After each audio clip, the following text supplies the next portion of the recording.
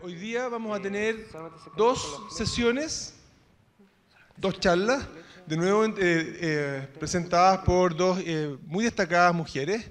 La primera de las charlas tiene que ver con el Objetivo de Desarrollo Sostenible, que habla de la necesidad del trabajo decente y del crecimiento económico, que de alguna manera son aspiraciones súper legítimas, ¿verdad?, de las sociedades, de las personas, pero al mismo tiempo cuando uno está pensando en crecimiento económico es súper interesante preguntarnos cómo eso se contrasta con un respeto a la diversidad, a la biodiversidad y a un ecosistema que también tiene una capacidad limitada.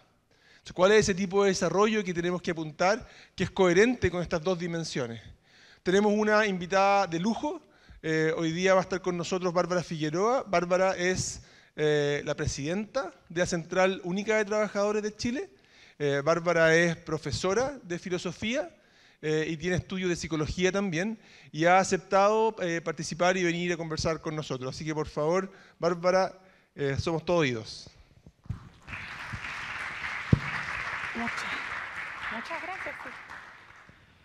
Bueno, primero excusar el retraso. Justo hoy día se nos juntó harta agenda porque estamos en el trabajo de... Nosotros establecimos en el marco de la última reforma laboral una estructura que se llama el Consejo Superior Laboral. Esta es la primera vez que Chile cuenta con una institución de órgano tripartito para discutir temas del mundo del trabajo. Esa comisión tiene 2 años y ahí participamos trabajadores, empleadores, están los representantes del mundo empresarial, representantes de la CPC, representantes de las pymes, a través de la CONAPYME y representantes del gobierno. Esa instancia tenemos la obligación, durante los primeros 3 años de vida, de poder dar cuenta de cómo ha sido la implementación de la reforma laboral que entró en vigencia ya el año pasado.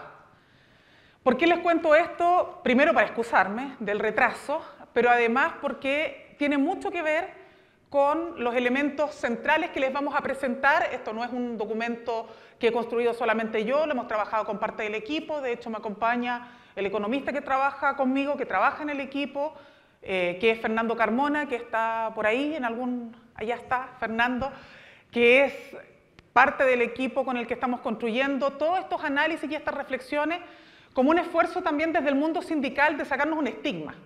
Nosotros hemos tenido que vivir permanentemente con el prejuicio de que las organizaciones sindicales y los dirigentes sindicales hablamos sin saber, hablamos de materias en las que no tenemos competencia, hablamos de temas sobre los cuales no nos hemos formado y por lo tanto ya entramos siempre con un escalón menos a los debates porque tenemos que entrar a discutir primero nuestra legitimidad en los debates y luego tratar de hacer conciencia, convicción y invitar a otros a que se enamoren de las propuestas que hacemos. Entonces, no es nada fácil, pero hemos hecho una apuesta que yo creo que es muy interesante, por lo menos hasta ahora creemos nosotros que medianamente nos ha resultado, que es tratar de hacer mucho más vinculante todos los debates que tienen que ver con el mundo del trabajo, crecimiento económico, el crecimiento económico guiado por los salarios, no solo desde una perspectiva de la CUT, de que se nos ocurre a nosotros, sino que también lo hemos puesto en un marco que es mucho más global, que es el debate sobre los objetivos de desarrollo sostenible, sobre los cuales probablemente ustedes ya han tenido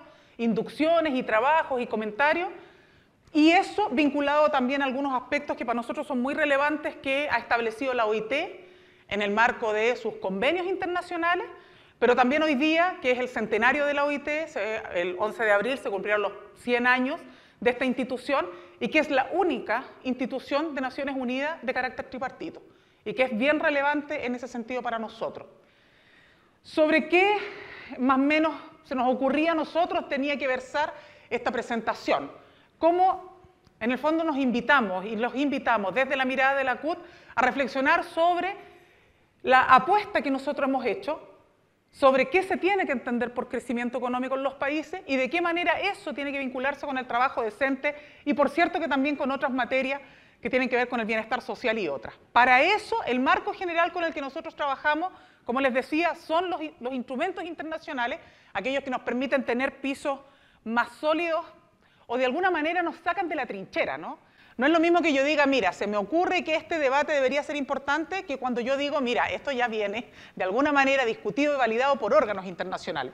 De hecho, estos mismos días y a esta misma hora, durante toda la semana, se ha estado desarrollando en la CEPAL un evento que es el Foro de los Países de América Latina y el Caribe, precisamente para precisar o para ajustar a la realidad latinoamericana los objetivos de desarrollo sostenible. Los objetivos son diversos, variados, entre ellos van desde el desafío sobre el trabajo decente y el crecimiento económico, el resguardo del medio ambiente, hasta la protección de las instituciones y en torno a eso el debate sobre la corrupción. Es decir, tenemos un arco que es muy variado. Nosotros particularmente nos hemos centrado en el objetivo número 8, que dice relación con el trabajo decente y el crecimiento económico, y en términos generales, lo que ustedes pueden leer ahí, el desarrollo sostenible es aquel que satisface necesidades del presente, pero sin que eso comprometa las capacidades de las futuras generaciones, garantizando el equilibrio entre el crecimiento económico, el cuidado medioambiental y el bienestar social. En este último punto, por cierto, que entra de manera más directa lo que nosotros entendemos por trabajo decente, pero nos parece relevante siempre destacar los otros elementos, porque, por ejemplo, en Chile, un debate que se está instalando de manera un poquito mezquina, a nuestro entender, es que los desafíos del mundo del trabajo tienen que ver única y exclusivamente con los desafíos sobre los usos de las nuevas tecnologías. Inteligencia artificial, robótica, y uno podría decir, sí, evidentemente que tenemos que hacernos cargo de esa realidad, pero los desafíos del futuro del trabajo para los organismos internacionales no solo tienen que ver con eso, también tienen que ver con el resguardo y cuidado del medio ambiente, porque si las políticas económicas depredan, no solo depredan las capacidades y la dignidad humana, también depredan el medio ambiente, y sin esta casa común, finalmente podríamos estar discutiendo muy buenas políticas de trabajo, pero no van a tener ninguna capacidad de desarrollarse. Respecto del crecimiento económico, bueno, nosotros tenemos una mirada respecto de cómo entender el desarrollo sostenible o este marco de debate sobre el desarrollo sostenible y sobre el crecimiento económico. Principalmente, nosotros en eso no innovamos respecto de lo que tradicionalmente se entiende, lo establecemos como el aumento sostenido en el tiempo de la riqueza de un país, es decir, el aumento permanente de todo aquello que produce la posibilidad de tener un PIB cada vez más sostenible, aumentado y estable en el tiempo. Todo lo que, por lo tanto, se produce por la combinación de trabajo, tecnología y capital. ¿Por qué ponemos esto que uno podría decir, mira, es evidente? Porque en general tenemos un debate también en nuestro país cuando hablamos de crecimiento, donde todo se centra en la tecnología y el capital y no se mira los desafíos del trabajo como un elemento relevante, no solo en materia de explotación, sino que respecto del desarrollo que podamos tener.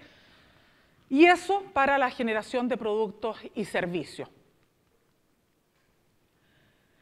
Entendidos estos dos conceptos y mirados estos dos planteamientos, ¿qué es lo que uno debiera preguntarse? ¿Qué es lo que yo les decía? Lo que generalmente tenemos que estar discutiendo en cualquier espacio en el que nos sentamos o nos relacionamos antes de poder hablar de aquello que para nosotros es relevante. El crecimiento económico tiene que medirse por la riqueza que se produce o debe medirse también por la distribución de la riqueza que se produce. Porque uno, si se queda con el concepto anterior, uno podría decir, bueno, el crecimiento económico es todo aquello que permite generación de Producto Interno Bruto y por lo tanto de sustentabilidad económica para los países. Pero ¿con eso es suficiente? ¿Eso es todo? ¿Basta con aquello? ¿Basta con que yo en materia de productividad diga hay que hacer lo mismo o hay que hacer más con los mismos instrumentos? O eso también hoy día, sobre todo hoy día, en los debates que tenemos no solamente en nuestro país, sino que a nivel mundial, de qué manera esto, que es el crecimiento económico, permite también una justa distribución entre todos los actores que lo generan, que lo producen, que lo componen, que lo desarrollan.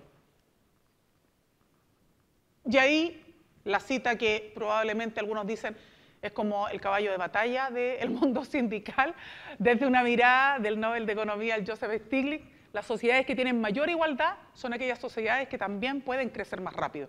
Entonces no es antojadizo preguntarse si el crecimiento económico es solo el crecimiento exponencial del abuso y compresión y presión sobre los instrumentos que generan riqueza, o si dentro de ello también es importante mirar estos otros factores que tienden a la igualdad. ¿Es importante pensar en eso? Sí, no solo por un problema social, sino que por un problema económico. Al final del día, la pregunta es, ¿pueden las sociedades generar más riqueza o pueden generar más ganancia, más desarrollo si están comprimidas, agobiadas, apretadas y no generan ninguna innovación, nuestra impresión y nuestra reflexión como CUT es que no. Y eso obliga a que este debate lo tengamos que hacer. ¿Y eso por qué? Porque amplios niveles de desigualdad en los ingresos, que finalmente se traspasan a vivienda, educación, entre otros, impactan negativamente en la productividad de los países. Inevitablemente las condiciones de desigualdad van a tener un efecto, indirecto o no, se quiera ver o no, y esa es la tesis nuestra, es la hipótesis con la que nosotros trabajamos en la CUT, eso va a tener un impacto también en la productividad. Esto no es solo un problema que tengamos que mirar porque es necesario que los seres humanos vivamos en mejores condiciones, todos, y que tengamos derecho a vivir en mejores condiciones, sino que a la larga, si estos factores no los miramos, también van a significar una reducción de las capacidades de crecimiento y por lo tanto una productividad menor. Y por lo tanto no es solo un problema hippie, como dicen algunos, usted y el hippismo de que lo quieren todo, sino que también tiene que ver con la capacidad de los países de sostenerse, de desarrollarse y de tener economías sostenibles a largo plazo. Si un país quiere mejorar sus niveles de crecimiento económico, se deben reducir las brechas de salario y las brechas de género. Eso también para nosotros es un elemento clave, básico. ¿Por qué? Principalmente porque la desigualdad de origen se provoca en la distribución de las riquezas en el mercado y eso efectivamente tiene un impacto respecto a la capacidad de consumo y otros. Cuando nosotros nos dicen, mira, que es el dato que tenemos acá, ¿no? Cuando nosotros podemos decir, mira, los niveles salariales de la mitad de la población en Chile están por debajo de los 380.000 pesos. Y la línea de la pobreza para una familia que integran 4 personas, que es más o menos el estándar con el que se mide cuando estamos sobre o bajo la línea de la pobreza en un núcleo familiar, está ubicada por los 424.000 pesos líquidos, nosotros decimos, bueno, ¿qué es lo que pasa? Si para que yo pueda dejar de ser pobre, si una familia tiene que dejar de ser pobre con un ingreso que sea sobre los 400.000 pesos, si lo que se percibe en términos promedio en nuestro país, o el 50% de la población de nuestro país, percibe ingresos inferiores a eso, ¿cómo nos pueden decir que al final del día eso no va a tener un efecto en el desarrollo del país? Si cuando yo gano menos de lo que me permite a mí vivir en condiciones mínimas, si ese ingreso no lo percibo, entonces ¿qué es lo que hago?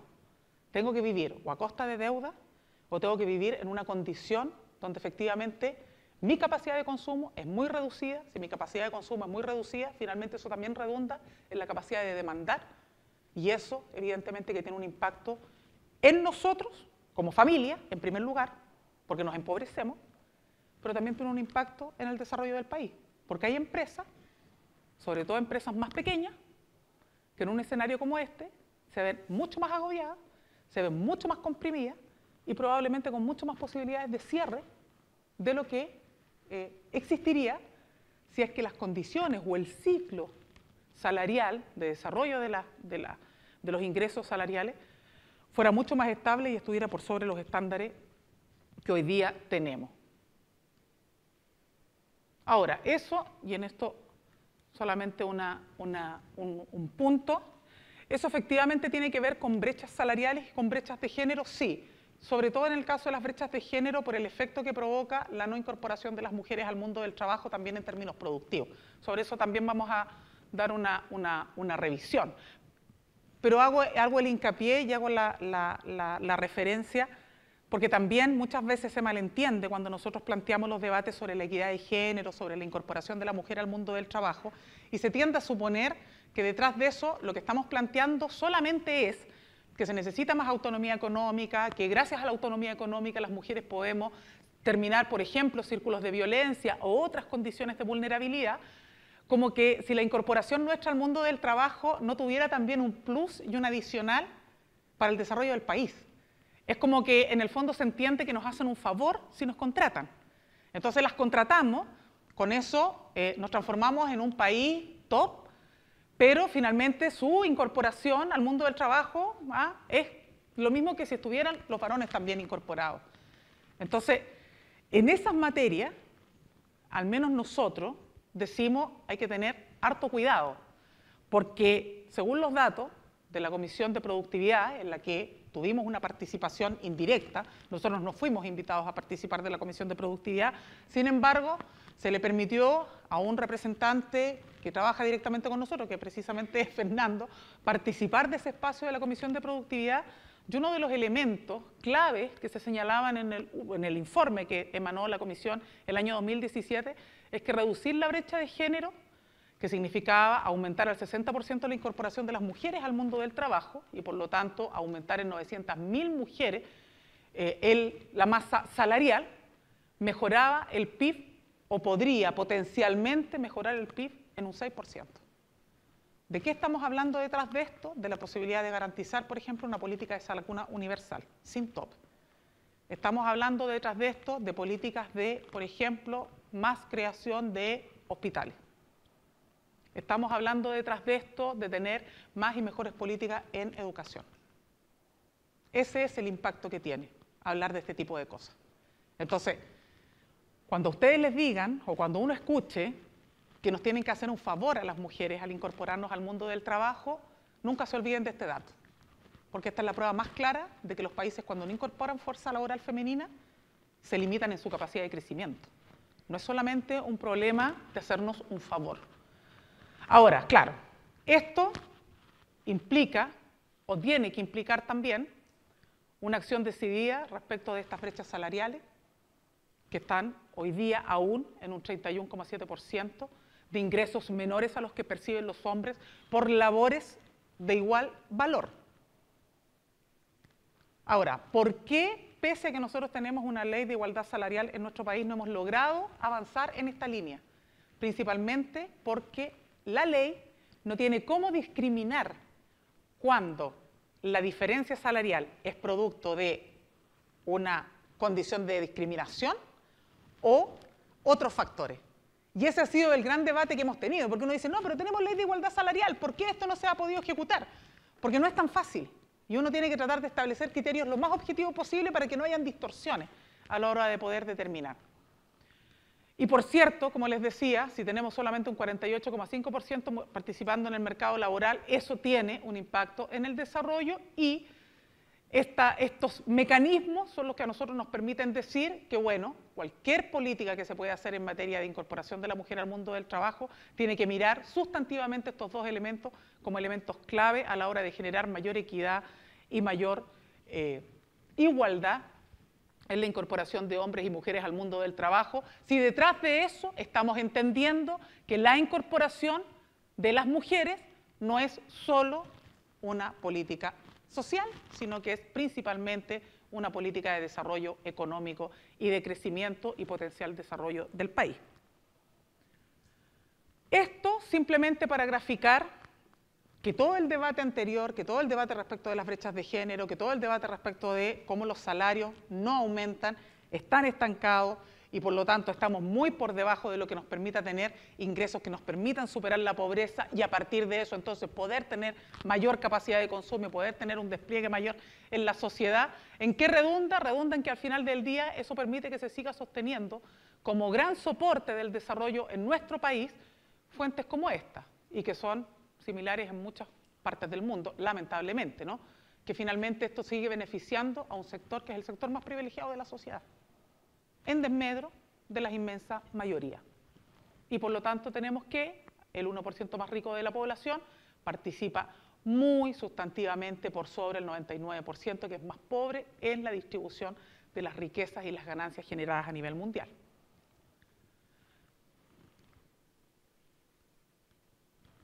La OCDE, el G20 y la OIT, en informes recientes sobre el crecimiento económico, ¿qué es lo que nos dicen? Que una de las maneras de recuperar sendas de crecimiento estables y a largo plazo en los países pasa por al menos 3 elementos o 3 grandes políticas. Una de ellas, aumentar el empleo, cuestión que en nuestro país hoy día es un elemento crítico. Nosotros hoy día tenemos una tasa de cesantía promedio, según los datos del INE, que probablemente no a todos les gusten, de hecho al ministro del Trabajo no le gustan mucho, pero es el instrumento que tenemos para medir hoy día estadísticamente cuáles son las tasas de empleabilidad o cesantía, pero según los datos del INE, nosotros tenemos un 6,7% de cesantía en el último trimestre, ¿no? tenemos sumado a eso un 7,1% de cesantía en las mujeres, en el caso de nuestro país. Sin embargo, si uno mira el dato desagregado por región, tenemos a la región de Antofagasta, que tiene un 10,2% de cesantía, tenemos a la región de Atacama, que tiene un sobre 8%, y, si no me equivoco, la cuarta región, que también está en un rango bastante superior. ¿Qué significa eso? Que si nosotros queremos hablar de crecimiento y no aumenta el empleo, tenemos un problema. Y eso lo estamos viviendo hoy día en nuestro país.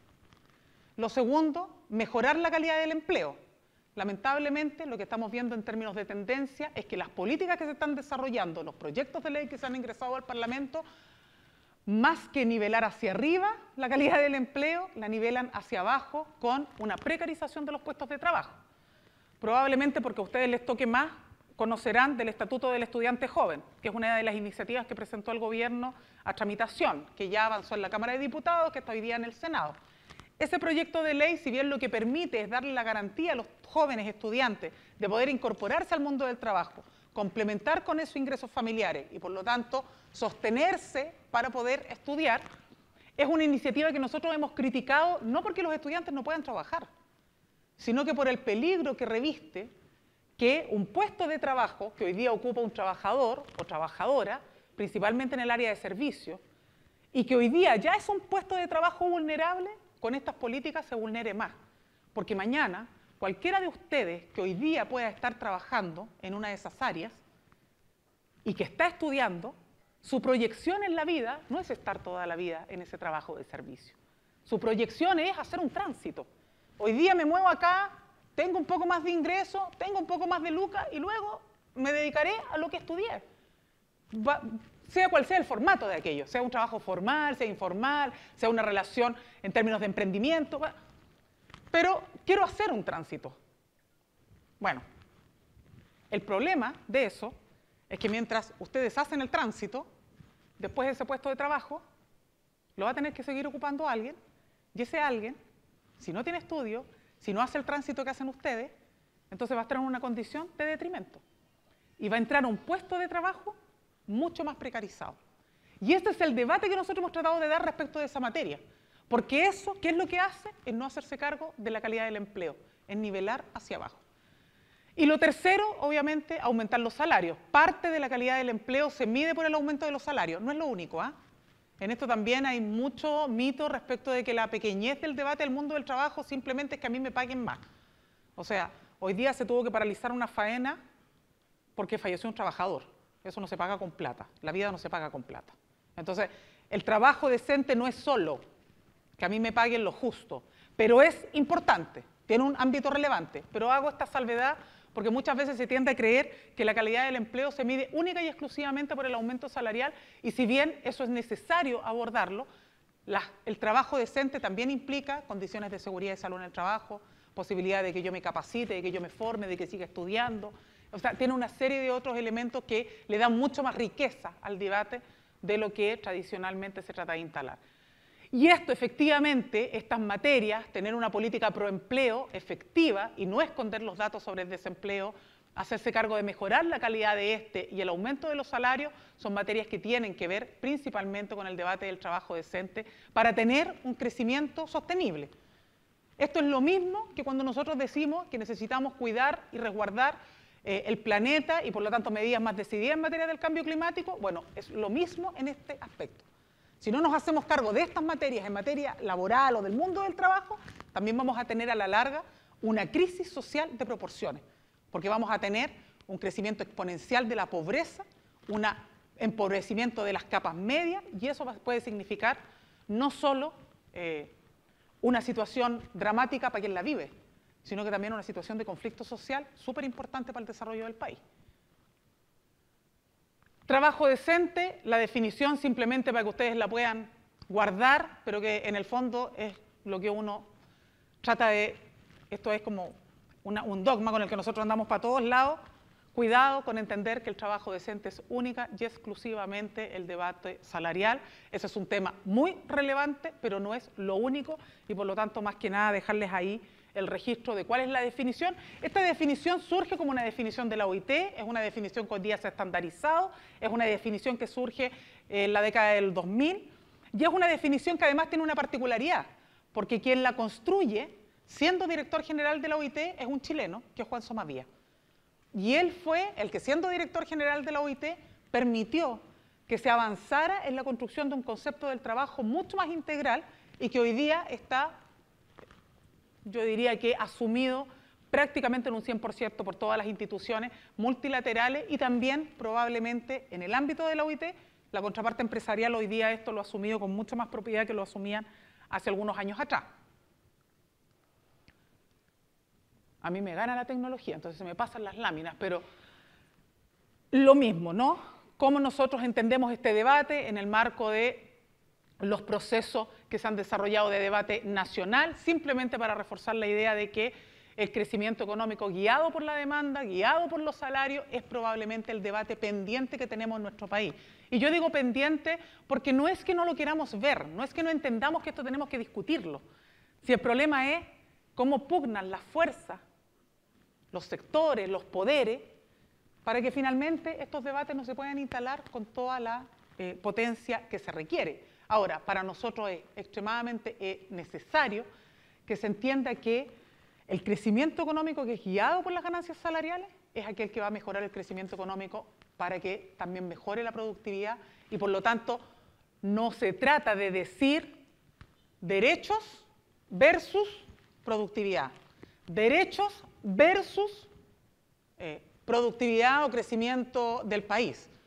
Todo lo contrario, más derechos, crecimiento de los salarios puede ser, y así se ha demostrado en el mundo, una posibilidad cierta de que los países tengan mejores estándares de crecimiento a largo plazo. Tarea que además, si ustedes miran los titulares de los diarios, entre la semana pasada y hoy día, podrán ver que es un tema súper relevante porque ya el propio Ministerio de Hacienda ha tenido que reconocer que Chile ya no va a crecer al 4,5, que Chile ya no va a crecer al 4, y hoy día ya estamos hablando de que ni siquiera vamos a crecer al 3,5. Eso significa que este debate es un debate actual o es un debate contingente, es un debate que podemos hacer hoy día y que nada indica que con la fórmula que lo estamos haciendo hasta ahora estemos transitando hacia ese desarrollo sostenible que todos esperamos. Las políticas de distribución en este sentido entonces pueden ser de dos tipos, procapital, proempleo. En el ámbito de procapital es más o menos lo que estamos viendo nosotros a nivel de las políticas de algunos estados que tienen que ver con mayor flexibilidad laboral, menores tasas de sindicalización, menores tasas de negociación colectiva, moderación por lo tanto en el crecimiento de los salarios. Y las políticas que son pro trabajadores en el fondo lo que hacen es promover todas aquellas políticas o aquellas instituciones que permiten que el mercado laboral tenga más estabilidad, pero con mayor equidad también. Fortalecimiento sindical, mejor y mayor negociación colectiva, incrementando los salarios mínimos. Probablemente alguno de ustedes conoció la polémica que nosotros tuvimos que vivir ahora en la última definición del debate de salario mínimo hace 2 años atrás. Ahí lo que nos estábamos jugando en el debate era esto. Lo que nosotros hicimos fue proponerle al gobierno un modelo. Nosotros le dijimos, mire, nosotros entendemos que necesitamos un salario mínimo que al menos permita que una familia supere la pobreza. Eso no lo vamos a hacer hoy día, no es que vamos a decirle, mire, pasemos de un salario mínimo de 210 a 420, hagámoslo en un tránsito gradual y esto complementémoslo con una serie de medidas. Una de ellas tenía que ver con fortalecer las instancias de negociación colectiva, otra tenía que ver con fortalecer instancias de negociación sectorial, otra tenía que ver con fortalecer instancias de capacitación y una cuarta era cómo íbamos a establecer el aumento gradual de los salarios. Lamentablemente, ese debate que nosotros tratamos de instalar, porque nosotros esto ya lo veníamos diciendo en varias negociaciones de salario mínimo, la innovación hoy día fue que eso que veníamos diciendo lo transformamos en propuesta integral y lo llevamos al Ejecutivo. Lamentablemente eso no fue recogido y es lo que nos tiene hoy día con un debate pendiente en esta materia. Y por lo tanto, nosotros al menos creemos que estas materias tienen que seguir siendo materias a abordar en cualquier debate del mundo del trabajo y en cualquier debate de política de salario mínimo que sigamos discutiendo de aquí a futuro. Entre ellas, por cierto, la disminución de la brecha salarial. Este cuadro solamente para reafirmar el punto anterior.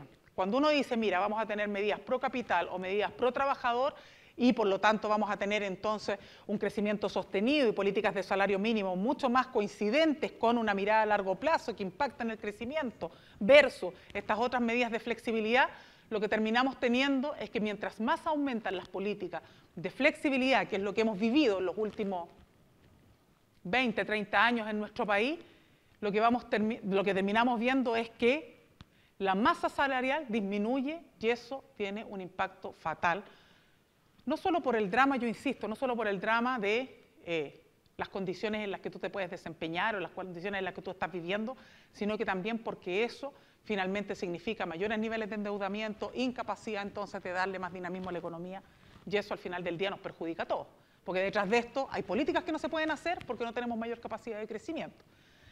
En esto, simplemente para que ustedes tengan la referencia de los debates en los que nosotros estamos, ¿qué es lo que nos propone el gobierno respecto del debate en el que estamos?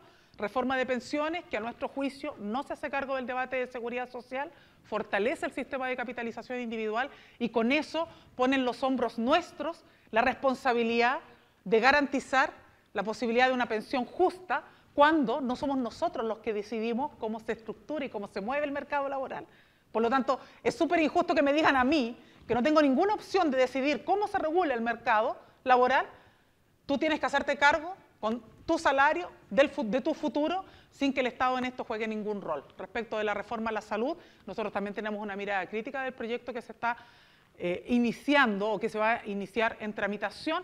La reforma tributaria, nosotros hemos sido públicos detractores de este proyecto de ley y sabemos que hay un debate pendiente. Y sobre reforma laboral, claro, nosotros decimos que debilita la negociación colectiva. En realidad, si fuéramos estrictos y súper estrictos y rigurosos, todavía no sabemos, porque el proyecto no ha ingresado.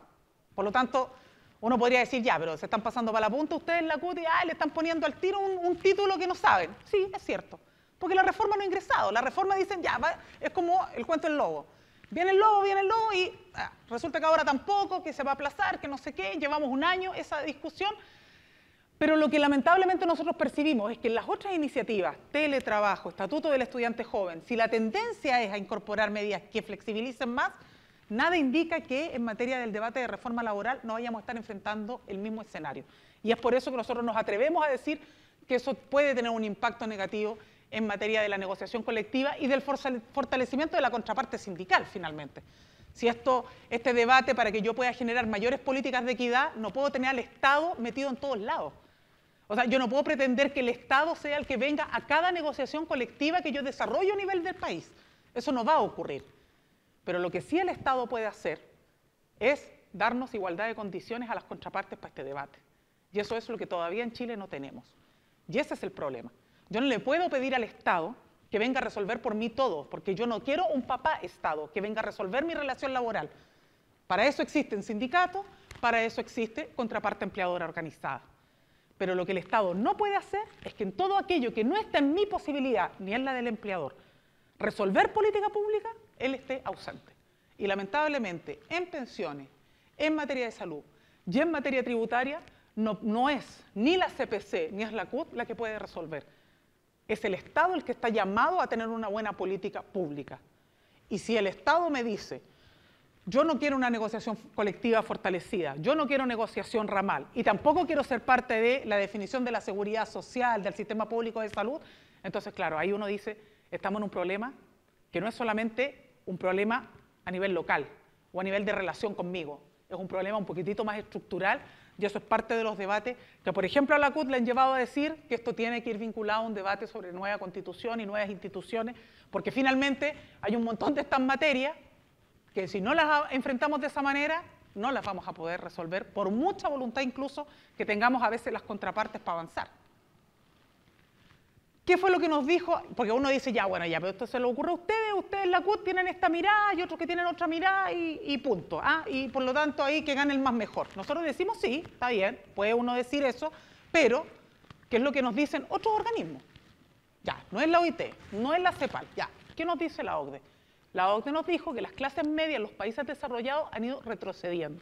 El efecto directo es la mayor acumulación de recursos en las élites, el debilitamiento de la senda de crecimiento de los países y la pauperización de las clases más pobres. ¿Cómo se traduce eso en la vida de ustedes? Que cuando ustedes salgan al mundo laboral, probablemente sus expectativas de ingreso van a estar muy por debajo o muy por sobre lo que la realidad les va a mostrar. ¿En qué se traduce esto? En que si uno mira, hay un informe de la OIT que salió ahora hace poquito, el 9 de abril, es la primera encuesta que hay sobre trabajadores en plataforma, ¿no? Particularmente trabajadores en microtareas. Es decir, soy contratado en internet, por internet para traducir un texto, para hacer el diagnóstico de una enfermedad, ¿va? Microtareas, cuestiones que lo que hoy día, en términos como generales, conocemos como subcontratación, pero que hoy día es subcontratación virtual, ¿no? Bueno, ¿qué es lo que dice este informe de la OIT? Dice que no es cierto que en plataformas trabajen los que tienen menos formación. Según el informe de la OIT, que encuestó a 3.500 trabajadores de plataforma, yo no manejo inglés, pero le llaman algo así como Core Word, una cosa así, ¿no? Que es esta cosa como de plataforma, microtarea en plataforma. De ellos, de las 5 principales empresas que contratan bajo este sistema, se encuestó a 3.500 trabajadores de 75 países, en desarrollo y en vías de desarrollo. ¿Qué se identificó ahí? Uno, que sobre el 50% de quienes trabajan en estos formatos tienen estudios de educación superior completos, por lo tanto tienen una carrera de pregrado, y un 27% de ese sobre 50 tiene estudios de posgrado. Es decir, son trabajadores y trabajadoras altamente calificados. ¿En qué áreas? Medicina, ingeniería, economía. Principales sectores donde del 100% estamos hablando de que un 30% médico, 12% economista, 20 y tantos % ingeniero. ¿Qué nos dice además este estudio? Se rompe un mito. 1 de cada 3 trabajadores de plataforma en estas microtareas son mujeres. En los países desarrollados. En los países en vía de desarrollo, 1 de cada 5. Mito que se rompe, que cuando trabajamos en estas plataformas, permite mayor equidad hombre-mujeres. Nos incorporamos en igualdad de condiciones. No es tan así. Otro dato interesante de este estudio, se les paga mucho menos de lo que se le paga a un trabajador contratado por hacer igual función, es decir, más precarizado. Y otro dato interesante, que además estas labores las desarrollan no solamente en horarios que no tienen regulación, sino que además son en horarios de tarde y noche. ¿Por qué? Consultado a los trabajadores y trabajadoras, ¿por qué tú trabajas en esta plataforma? Porque el ingreso que percibo en un trabajo no me alcanza. Eso es, en palabras simples, lo mismo que dice acá. Pauperización de las clases más pobres y también pauperización de las clases medias. Ustedes van a salir a trabajar, si tienen buenos contactos van a poder tener cierta tranquilidad, si no es así, probablemente van a tener expectativas muy por sobre la que la realidad les va a permitir acceder y por lo tanto van a ser potenciales trabajadores de plataforma y van a complementar sus ingresos con estos nuevos formatos, con jornadas de sobreexplotación, con ingresos muy precarios y donde la capacidad de seguirse formando, de nutrirse, de que por ejemplo te digan, mira, ¿sabes qué? No me gustó tu pega o creo que podrías perfeccionarte o creo que podrías hacer esto, no existe. Porque ustedes no van a tener reporte de por qué a alguien no le gustó el trabajo que ustedes desarrollaron. La clase media, según la OCDE, son los que ganan entre un 75 y un 200% del salario mediano. Esto para que lo transformemos también en algo concreto, real. ¿Qué significa eso en Chile? En Chile la clase media parte en 280.000 pesos, es decir, bajo la línea de la pobreza, y termina en los 760. Es decir, la clase media en nuestro país empieza ganando menos que lo que el salario mínimo, incluso legal. Y esta realidad pauperizada es la que la OCDE nos dice que se tiende a profundizar si es que no hacemos o no tomamos medidas. ¿Cómo entonces sobrevive un trabajador en Chile? Porque uno dice, bueno, ya, pero, oye, pero la gente vive igual, pues, ¿ah? Uno va, como dice toda la gente, ¿no? Dice, uno va al mall el día sábado, el día domingo, está lleno, está todo el mundo en el mall. Uno dice, bueno, ¿cómo sobrevivimos? Así, pues, espiral de deuda. Lo dijo el Banco Central la semana, si no me equivoco, la semana pasada, ¿no? Fue el informe que sacó el Banco Central, que en promedio los trabajadores están endeudados por sobre el 73% de sus ingresos, 73,3% de sus ingresos, y por lo tanto eso es una tendencia que se ve que está aumentando. Y por lo tanto, ¿cómo vivimos? A costa de deuda, de lo que no tenemos hoy día y lo vamos pagando con tarjeta. ¿Por qué un trabajador tiene miedo que lo echen de la pega? No solo por las dificultades que hay hoy día de que uno pueda encontrar un trabajo, sino que porque si me echan, se me viene encima la casa comercial, se me viene encima el colegio de los niños, se me viene encima la ISAPRE, se me viene encima todo esta espiral de deudas con el que nosotros estamos viviendo hoy día. Comprenderán qué significa esto. En palabras simples, esclavitud moderna. Yo no vivo, no trabajo para vivir, yo vivo y trabajo para pagar deudas. ¿A quién más le conviene esto? Es parte de la reflexión. La pregunta que salta a la vista entonces es, de manera súper dramática para la CUT, pero nos parece que desde esa mirada dramática, la mejor manera de tratar de enfrentar los problemas graves a los que estamos enfrentados o que estamos viviendo, el único camino que tenemos en nuestro país para crecer es a costa de la pobreza o bajo salario. Nuestra conclusión es que no. La pregunta es si es suficiente con que nosotros creamos que no. Y si es suficiente con que seamos solamente nosotros los que estemos hablando de estas cosas. Y con esto yo quiero cerrar, porque entiendo que estoy súper pasada en el tiempo, pero solo una última reflexión. Esto, hoy día, no lo debate nadie en Chile. Nadie. Esto no lo discute el gobierno, esto no lo discute la oposición, esto no lo discute el Parlamento, esto no lo discuten los partidos de izquierda. Y ese es un problema. Porque al final del día, cuando yo tengo esta realidad, cuando tengo trabajadores y trabajadoras cada vez más endeudados, cuando tengo una sensación de abuso permanente, como por ejemplo lo que pasó con el tema de los medidores, ¿por qué una innovación tecnológica, que puede ser súper legítima, la tengo que pagar de mi bolsillo, con ese bolsillo que ya está asfixiado? Cuando vemos lo que ocurrió con los planes de ISAPRE, lo que pasó con los trabajadores independientes, que se les retuvo cotización para pagar estos planes.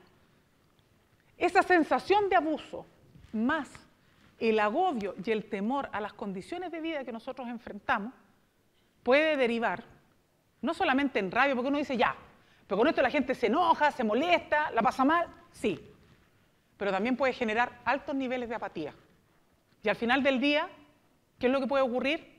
Que una persona diga, en esta realidad en la que estoy, y donde veo que nadie se está haciendo cargo de estos temas, ¿qué sentido tiene que yo vaya a votar?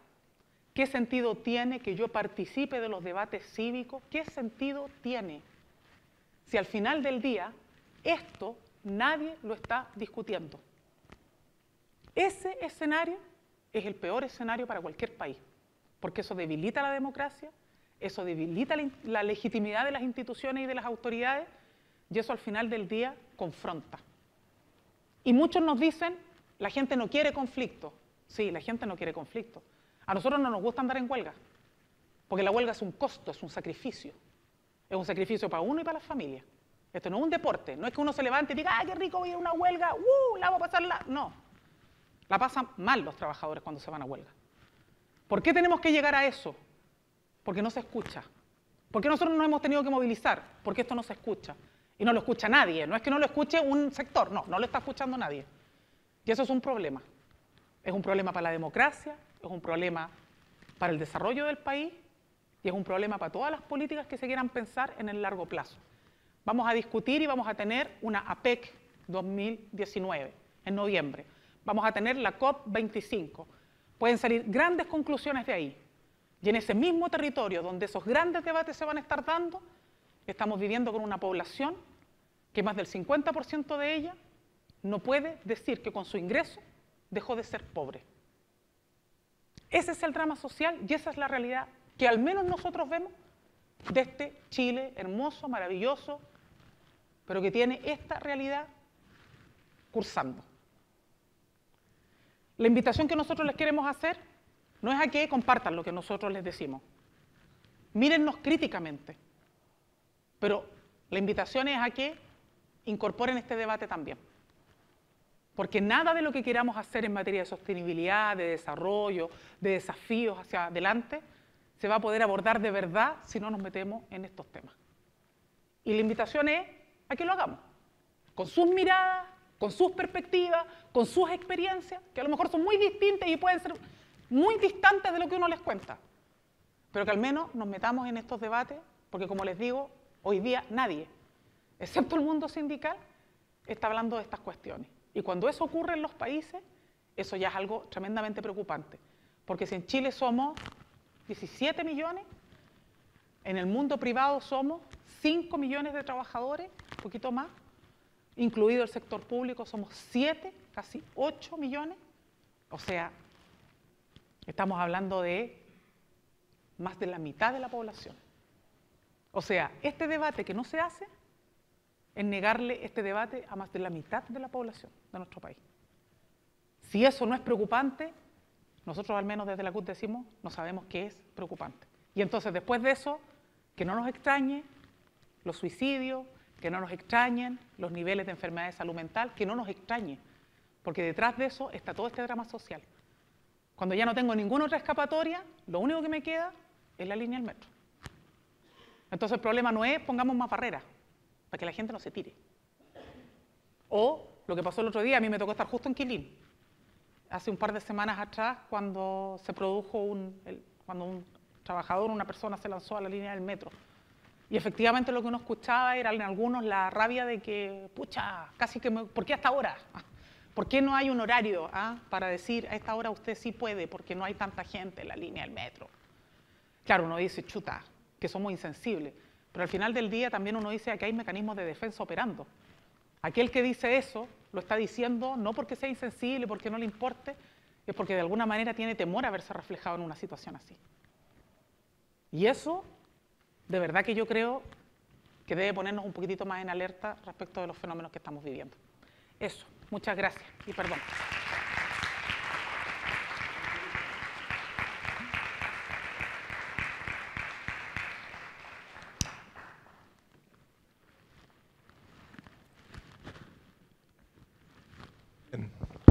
Como es costumbre, vamos a agradecer a Bárbara su exposición y abrimos la palabra para que ustedes conversen con quienes están al lado suyo y piensen qué pregunta le gustaría hacerle a Bárbara en estos 10, 15 minutos que tenemos antes de irnos al break.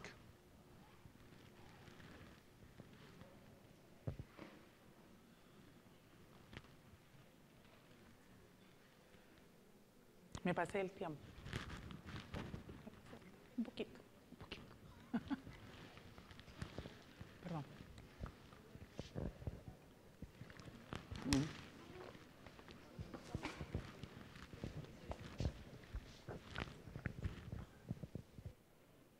Avanzo nomás yo con lo que veo, ¿no?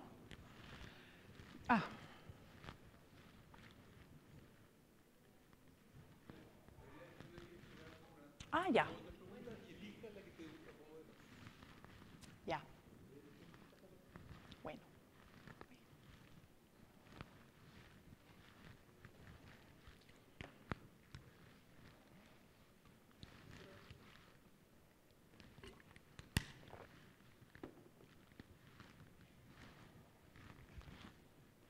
Ya, como no son tantas, yo creo que se puede dar una vuelta, puedo dar una vuelta un poquito a todas, ¿no? Sobre el Estatuto Laboral Joven, lo que señalábamos. Nosotros, no me encanta porque, no importa. Sobre el Estatuto Laboral Joven, lo que señalaba, el problema no es que puedan existir, primero, el Código del Trabajo actual, que todo el mundo dice que es muy antiguo, bueno, considera normas especiales de contrato para jóvenes.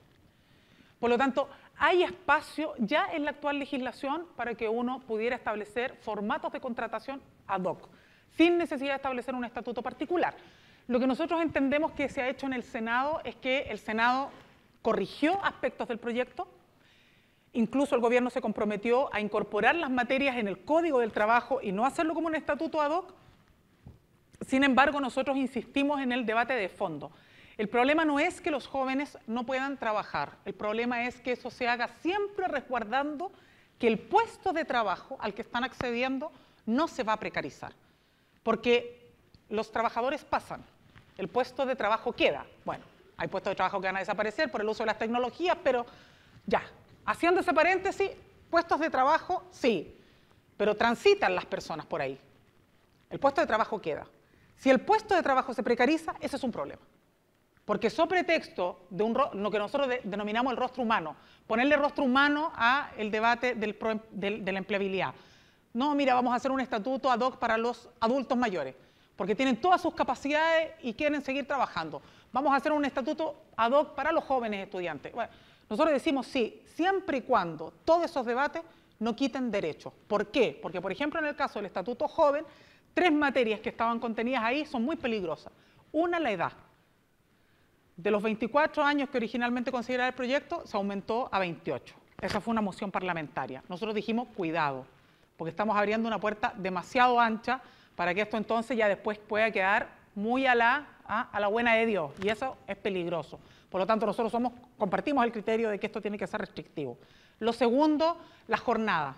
Se podía dividir en más de 2 o 3. Y eso ya también es complejo. Si yo voy a tener tiempo de descanso en una jornada dividida en 3, esos son tiempos de descanso que en realidad no me permiten descansar. Por lo tanto, esto tampoco puede permitir formatos que terminen atomizando cada vez más la jornada laboral. Y lo tercero era el tema de la seguridad social. Esto permitía que si ustedes eran carga o son carga de los padres, entonces no tengan que cotizarles, y a nosotros nos parece que eso no corresponde. Todo trabajo y todo trabajador tiene que tener derecho a seguridad social, ya sea que ese ingreso vaya a un plan de salud individual, que vaya a mi cotización de FONASA o a un plan familiar. Pero no puede, sobre pretexto de decirse que yo soy una carga desde la familia, entonces me descuento y me guardo esa plata, porque entonces ahí estamos precarizando. Entonces, eso es lo que nosotros hemos ido discutiendo. ¿Por qué no se...? Había una pregunta respecto de el tema de las brechas de género, si las mujeres se incorporan más a carreras de ingresos más bajos, o en general se habla de que estamos en carreras más humanistas.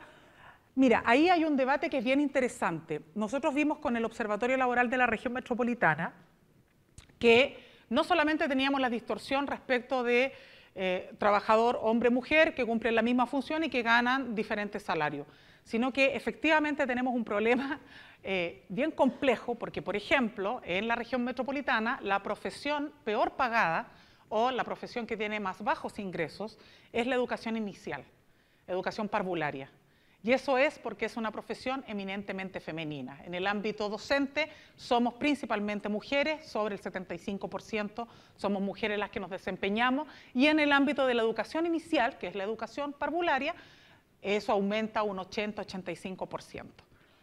Versus, en el caso de la propia región metropolitana, aquellas profesiones vinculadas a las áreas de la minería, que eran las que tenían los más altos ingresos, y que son profesiones que algunos llaman masculinas, ¿no? O donde participan más varones.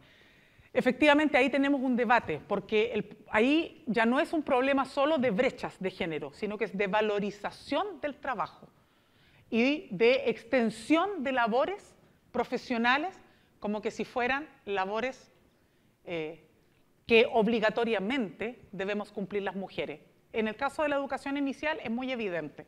¿Por qué las educadoras de párvulos son de las profesiones que menos ganan en nuestro país? Porque se tiende como una extensión de la labor de las mujeres en la crianza de los hijos. ¿Eso lo podemos abordar y resolver? Yo tengo la impresión de que sí. ¿Cuál es el problema para eso? Las voluntades políticas. Porque para que yo haga esos debates tengo que tener un piso compartido con las autoridades de que estas profesiones tienen que ser valorizadas en su justa medida. Es lo mismo que ocurre con el trabajo doméstico, el trabajo que hoy día es no remunerado, y que parte del debate que se está haciendo a nivel mundial es cómo se remunera. Pero para eso necesitamos establecer un marco de calificación, porque yo no saco nada con decir, no, si las mujeres tienen que recibir un ingreso aunque estén en la casa. No, a eso tengo que darle un valor, porque el problema no es, por eso yo decía, esto no es un problema de que crean que nos hacen un favor, porque cuando esto se mira desde una política solo social, entonces se tiende a mirar con estos sellos, ¿no? De decir, bueno, veamos cómo lo adaptamos, cómo lo ajustamos. Esto tiene que ver con el valor del trabajo. El trabajo tiene un valor y tiene un efecto en el desarrollo del país. La incorporación de la mujer tiene un efecto en el desarrollo del país, no es un favor. Por eso tiene que establecerse estándares de valorización, para que yo pueda decir el trabajo no remunerado, el trabajo doméstico que se desarrolla de manera no remunerada, si yo tuviera que valorizarlo, es esto, vale tanto. Porque el problema que tenemos en nuestro país es que no valoramos el trabajo, no le damos dignidad. Y como no le damos dignidad, aquellos que están atrás, que son más vulnerables, son los que pagan los costos. ¿Cómo se puede resolver eso? Tomando todos los datos que podemos recoger de estas instituciones, como el Observatorio Laboral y otras, recoger toda esa información y tratar de discutir sobre políticas públicas y brechas salariales de manera efectiva. ¿Cuál es el problema de eso? Probablemente que de la mano de eso, la discusión sobre salas cunas nos va a quedar corta, y entonces se va a querer ir más allá, y algunos van a decir, ah, esto es un costo. Entonces a eso jugamos. Y lo último, ¿qué opina de las empresas contratistas? ¿Cómo llegar? Dice que en los países hay retroceso, hay algún...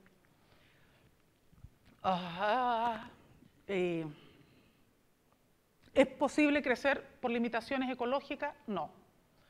No se puede. No se puede crecer, y efectivamente no se puede crecer no solo si no valoramos y valorizamos el trabajo, sino que si no cuidamos nuestro medio ambiente, si no tomamos medidas. En eso nosotros estamos plenamente convencidos. No hay otro camino que no sea por esa vía.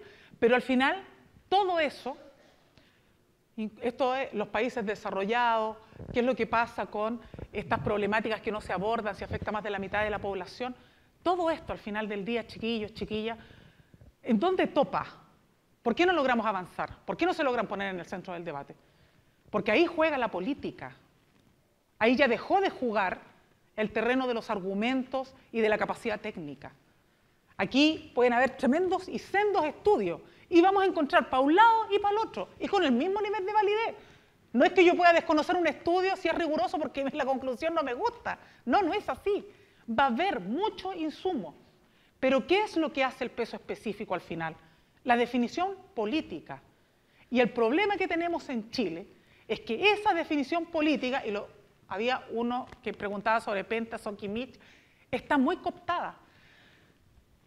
Cuando nosotros decimos, por ejemplo, que hay que atacar la corrupción, de lo que estamos hablando no es de que vayamos a decir, mira, yo tengo más estatura moral que tú y yo a ti te sanciono y yo a ti te trato de bueno y a ti te trato de malo.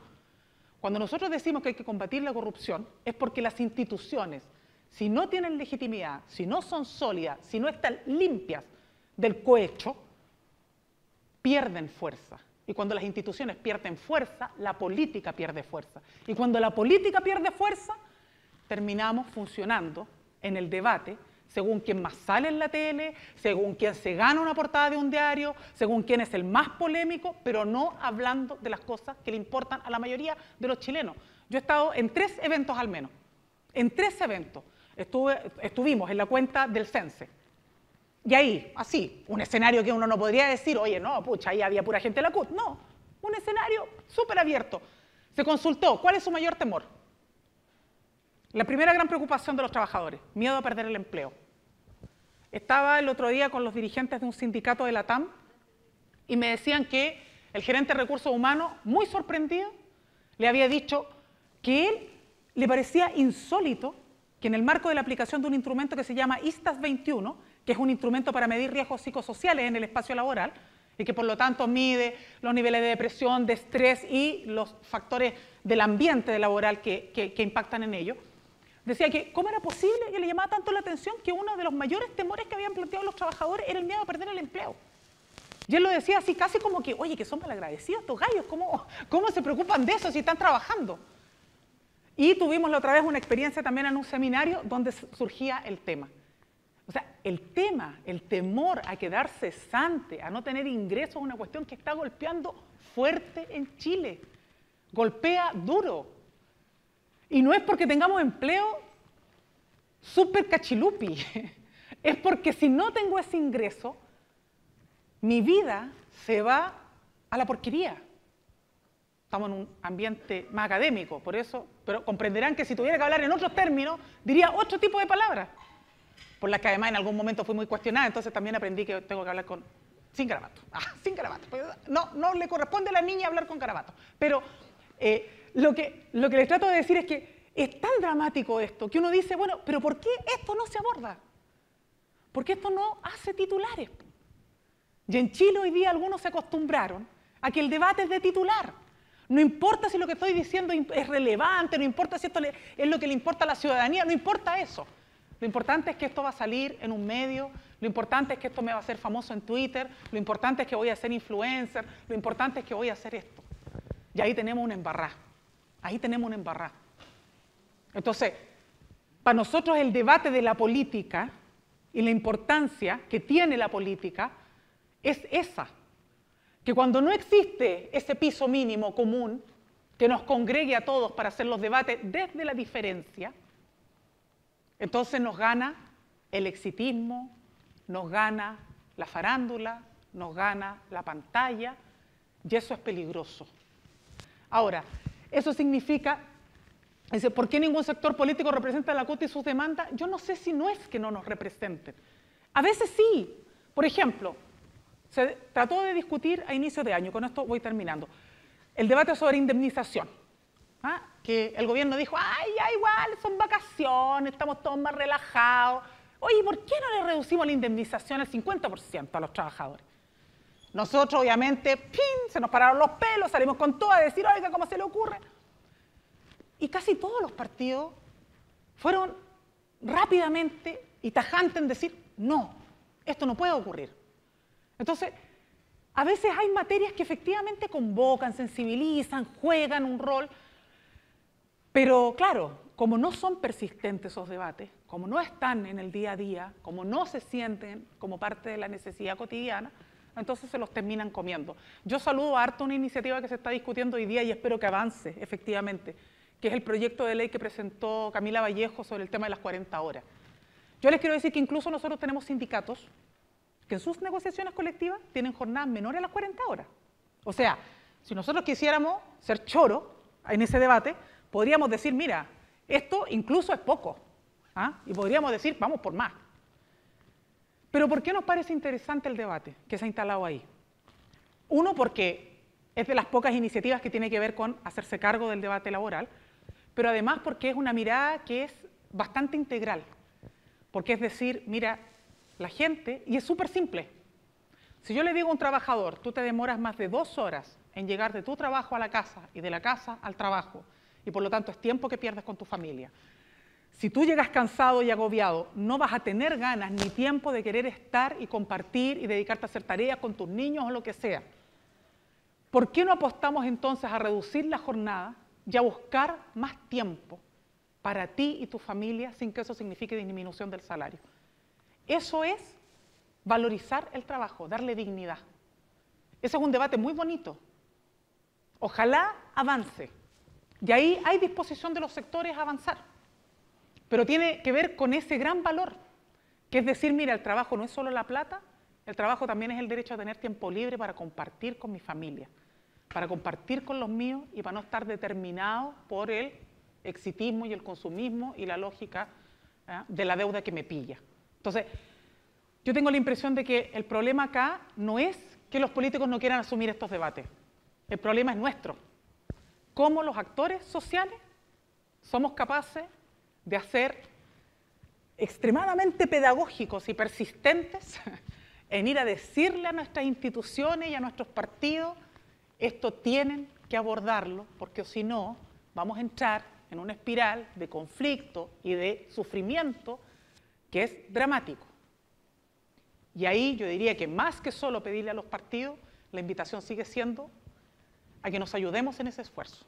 Ustedes como futuros profesionales, con todas las herramientas que tienen en el privilegio de estudiar en esta casa de estudio, y nosotros, que como movimiento sindical, tenemos la responsabilidad de llevar estos debates más allá del panfleto y del eslogan y transformarlos en propuestas, en políticas públicas, es decir, en asumirlo con toda la responsabilidad que significa.